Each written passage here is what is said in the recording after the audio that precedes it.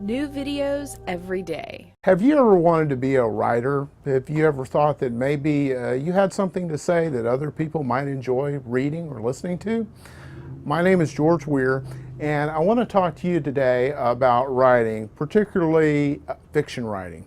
I suppose the first thing you have to be a writer is to have a story or an idea or something that you want to communicate. Obviously, if you don't have an interest in that area, you're not going to communicate well, and the person reading what you're writing isn't going to be very interested in it as well. So what you can do is find that one thing that is right for you to communicate, and I'm sure that you have some area of your life that begs the question, would someone be interested in this? Would someone want to read about this? I'm sure there is.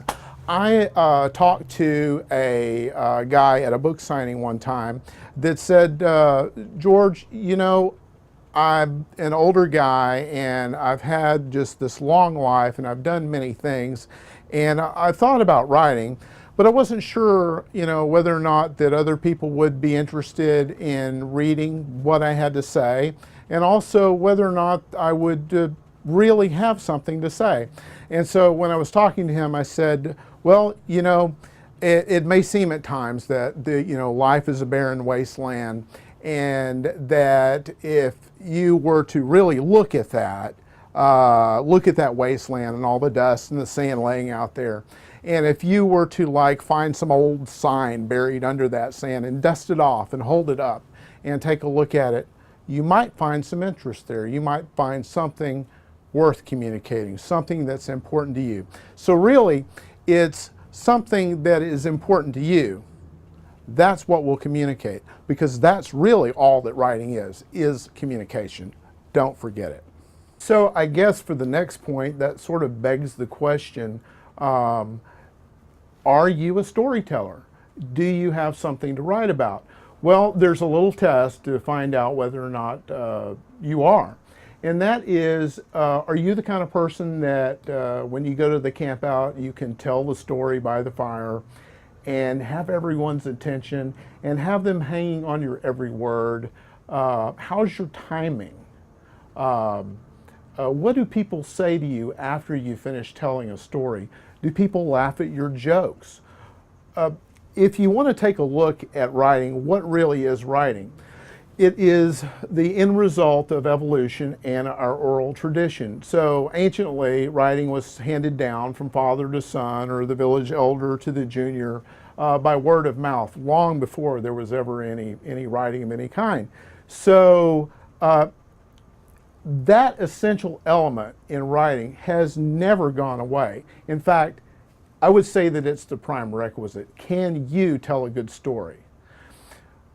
I would submit that it's your readers that will tell you whether or not you can tell a good story. Now, we all want to take a look at ourselves and not be too critical and not be too harsh, but at the same time, be open and honest with ourselves. That's kind of a fine dancing line there. What you do not want to do is get up in front of a writing group and read your story in front of a writing group. However, if you'll share your story with a friend who will be honest with you, I think that you'll get far. So is writing an art? Would we say that it's one of the liberal arts? Is it one of the humanities? Is it a discipline? Oh, could it be a science possibly? Well, regardless of which of these things you happen to think that it is, it all boils down to one thing, and that is this thing called BIC, a very important thing, which BIC stands for butt in chair. You have to actually sit down, and this is going to be hard for me to tell you this, but you have to actually sit down and write. You have to bang out copy.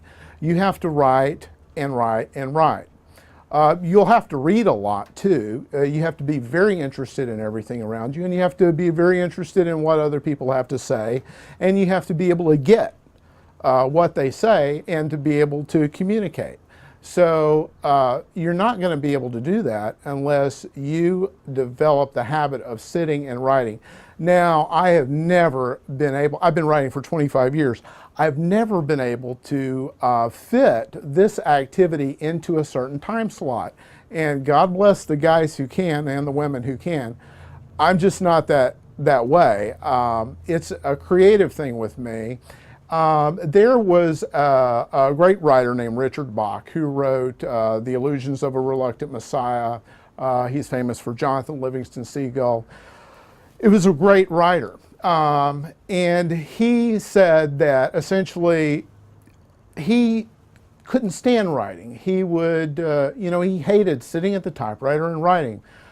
But that when his muse or a story idea would get him, it would grab him and drag him kicking and screaming over to the typewriter, sit him down, and force him to write.